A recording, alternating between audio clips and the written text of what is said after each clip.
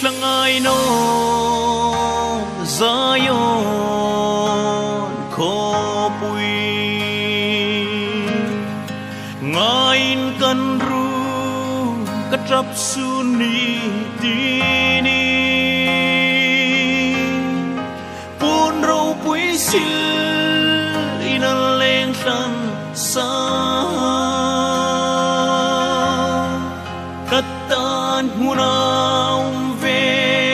turama sun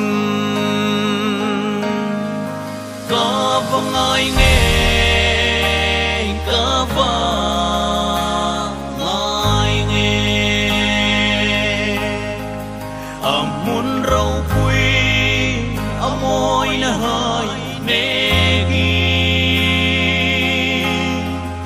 lung si tulal Cristo mel moy tak su mu kanum kalung kham bang na dingi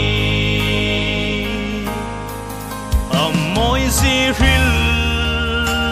seng no ram khi thì sen in na hong ta san lên na ram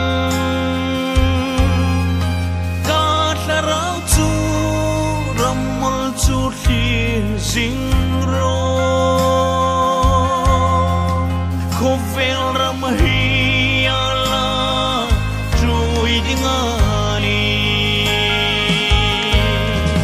ka vangai nge ka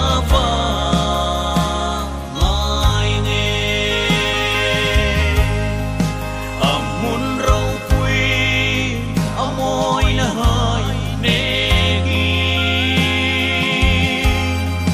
lung si tulal Cristo mel moy tak su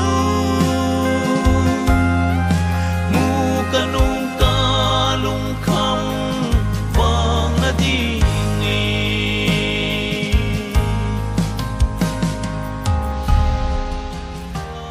Emily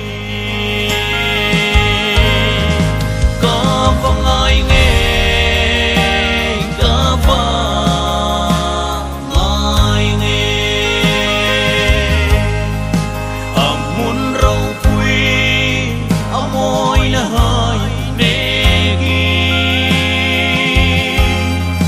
lung si tulal Cristo mel moy tak su mu kanum kalung kham bang na dingi ni tlangai no Zion